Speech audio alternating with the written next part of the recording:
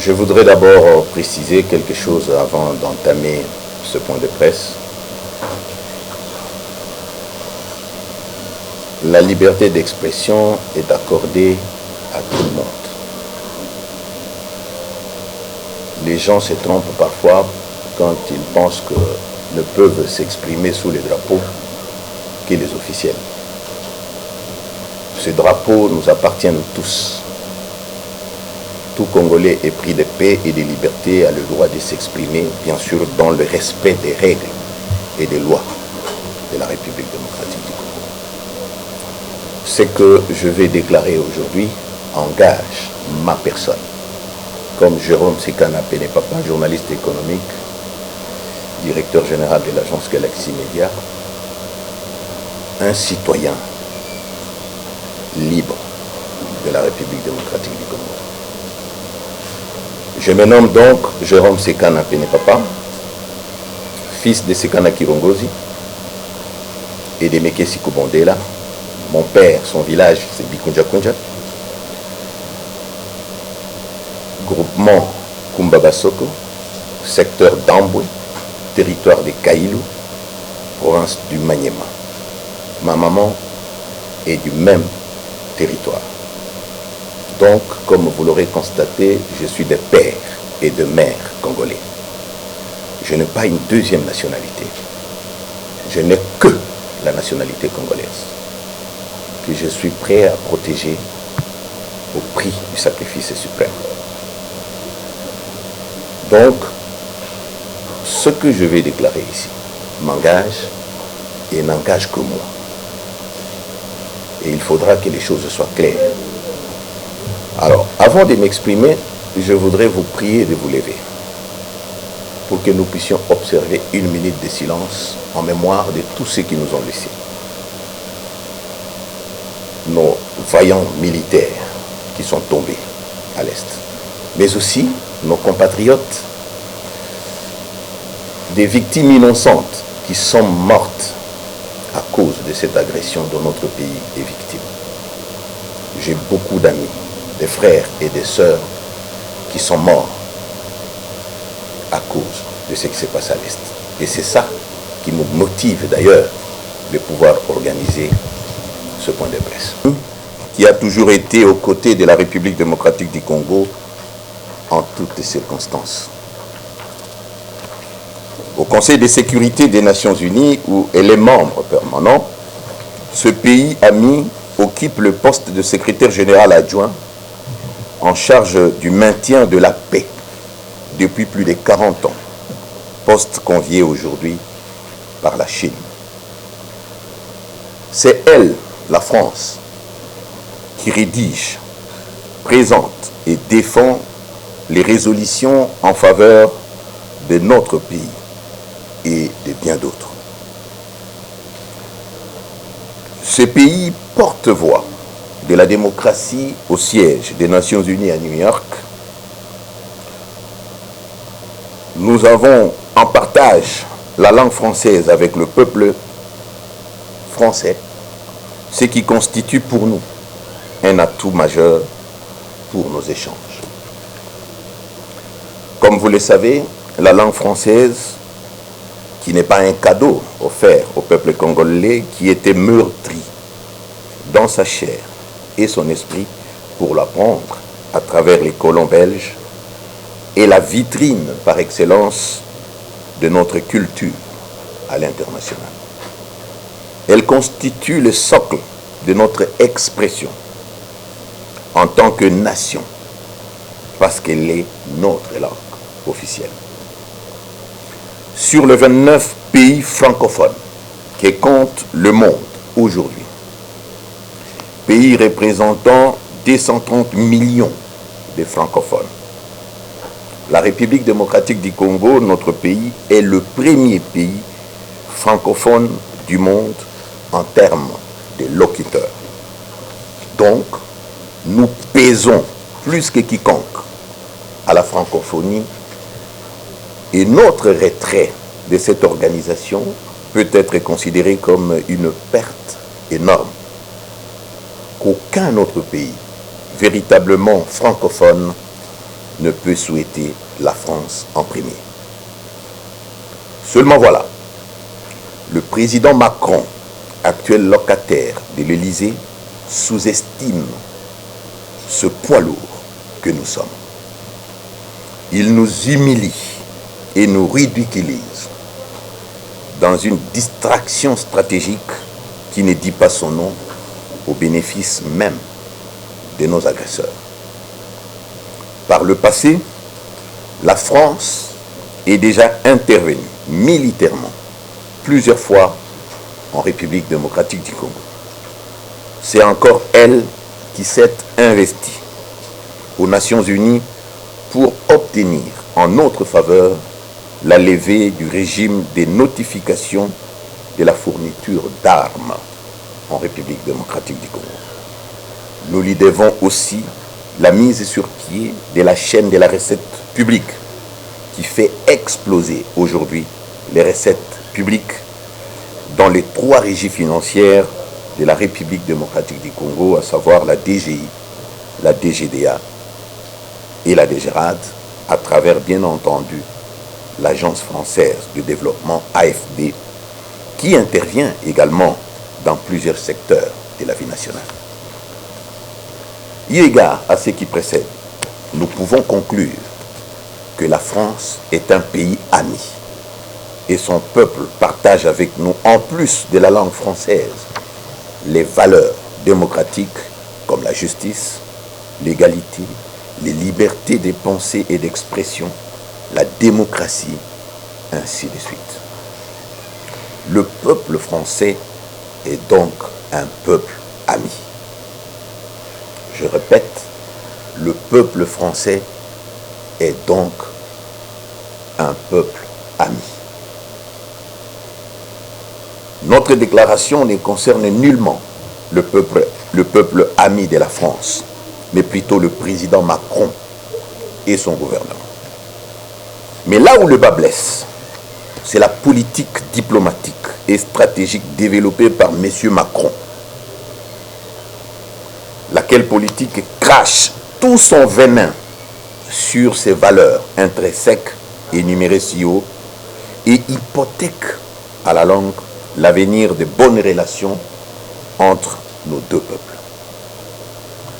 Depuis son avènement à la tête de ce pays ami, M.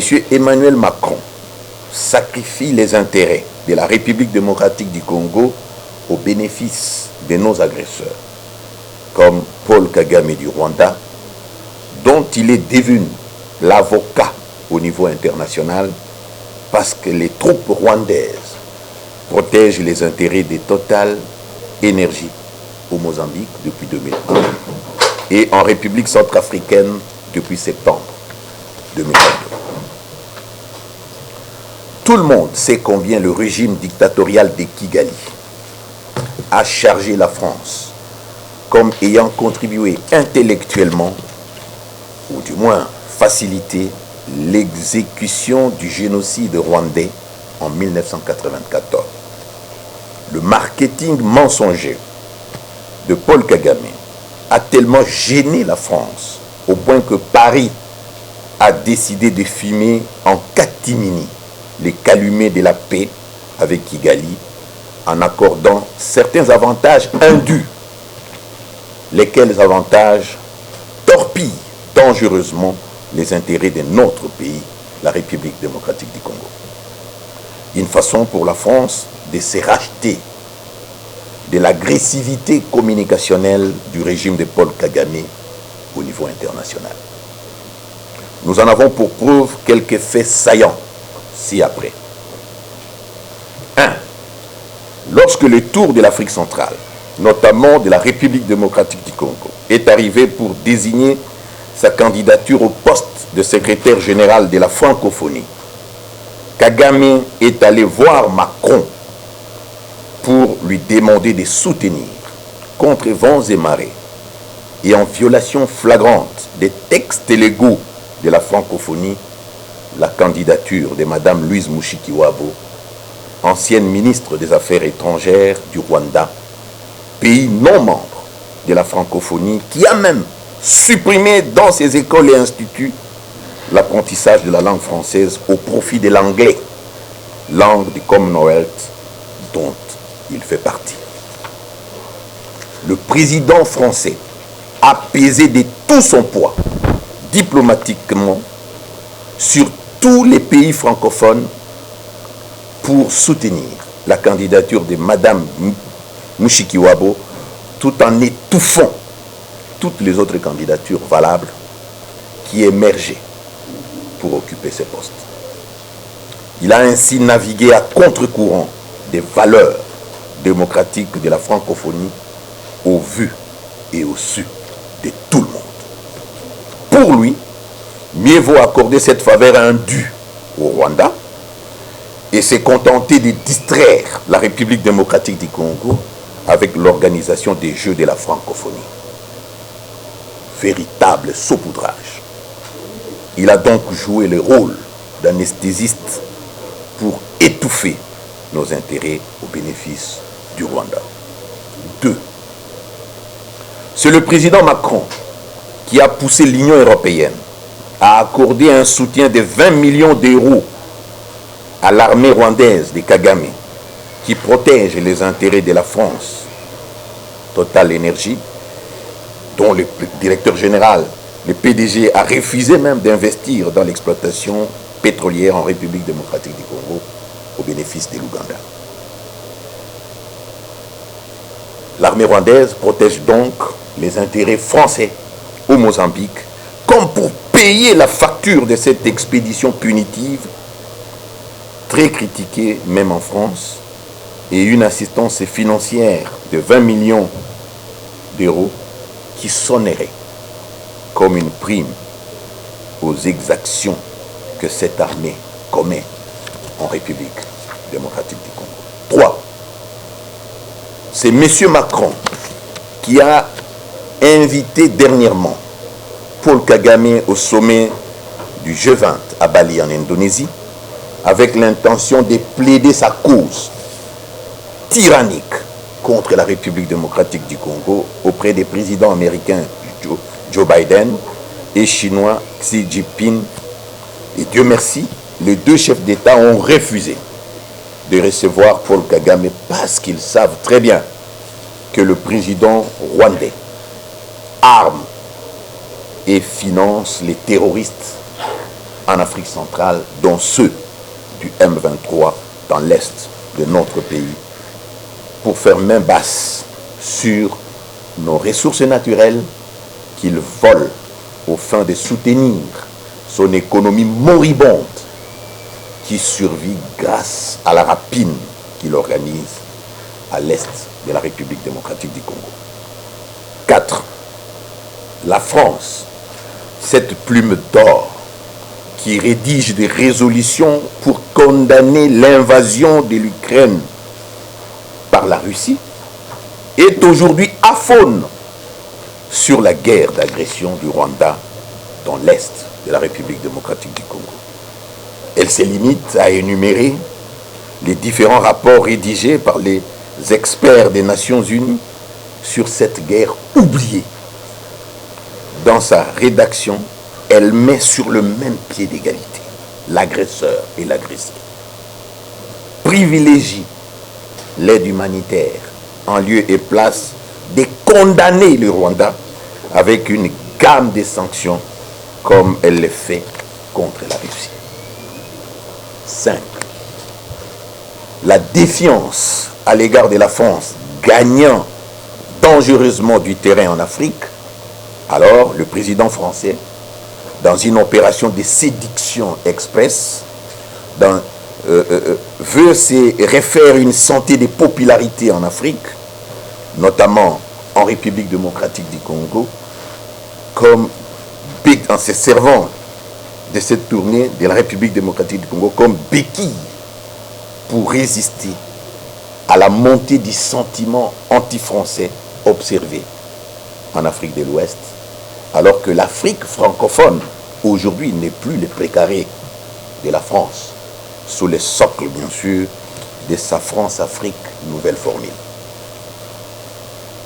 Le président français oublie que l'intégrité territoriale qui ne se négocie pas passe avant l'aide humanitaire qu'il propose pour permettre à ces protégés du M23 d'occuper les terrains, nos mines, et même la ville de Goma, dans le but d'obliger Kinshasa à se plier aux velléités expansionnistes et chimériques de Kigali que lui, Macron, défend bec et ongle.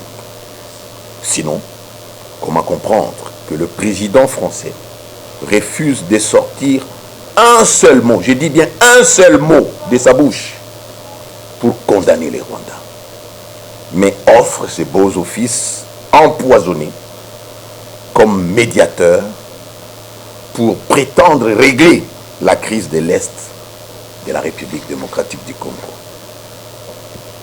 À la question pertinente de notre confrère Christian Lusakwedo de Top Congo FM au sujet de l'agression de la RDC par le Rwanda que la France ne condamne pas, M. Macron n'a pas su répondre correctement lors de sa conférence de presse d'avant-tournée africaine à Paris, ce lundi 27 février 2023.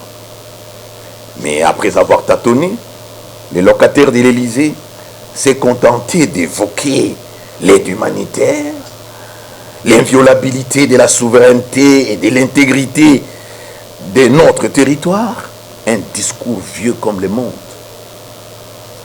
pour consolider sa distraction sur le peuple congolais. Alors que ce peuple congolais est devenu aujourd'hui mature et plus qu'éveillé sur le plan politique. Il pense, lui Macron, que tous les Congolais sont dupes et ne voient pas la politique d'Autriche et de deux poids deux mesures qu'il pratique sur notre pays, la République démocratique du Congo. 6. Le président Macron ne soutient jamais le leadership de la RDC en tant que pays solution aux enjeux climatiques de la planète bleue. Nous en avons pour preuve les soutiens qu'il a accordés, et il a dit le lundi dernier, au leadership du Gabon sur l'organisation du sommet sur la prévention des forêts tropicales, le One Forest Summit laboratoire qui s'ouvre aujourd'hui même au Gabon, 1er mars 2023 à Libreville au Gabon, pays qui ne dispose que d'un dixième de la biodiversité du bassin du Congo. Quelle moquerie! S'il s'est aussi exprimé sur ces sujets lors de sa dernière conférence de presse, c'était pour soutenir ce qui s'est fait au Gabon. Heureusement, le président Lula da Silva du Brésil et Félix Antoine Tshisekedi Tshilombo de la République démocratique du Congo, deux pays poids lourds des forêts tropicales, n'ont pas fait et ne feront pas les déplacements de Libreville pour faire réfléchir Emmanuel Macron sur ses prises de position qui naviguent parfois à contre-courant et irritent la logique des choses. Eu égard à ce qui précède, il y a lieu de se révolter, de déclarer M. Emmanuel Macron persona non grata en République démocratique du Congo. Je le dis en tant que citoyen, je sais que je ne suis pas un officiel, je ne suis pas du gouvernement, mais je le dis en tant que citoyen. Pour moi et bien d'autres, il n'est pas le bienvenu à Kinshasa. Avec tout cela, la République démocratique du Congo doit quitter la francophonie. Ce machin, comme l'appelait M. Laurent Désiré,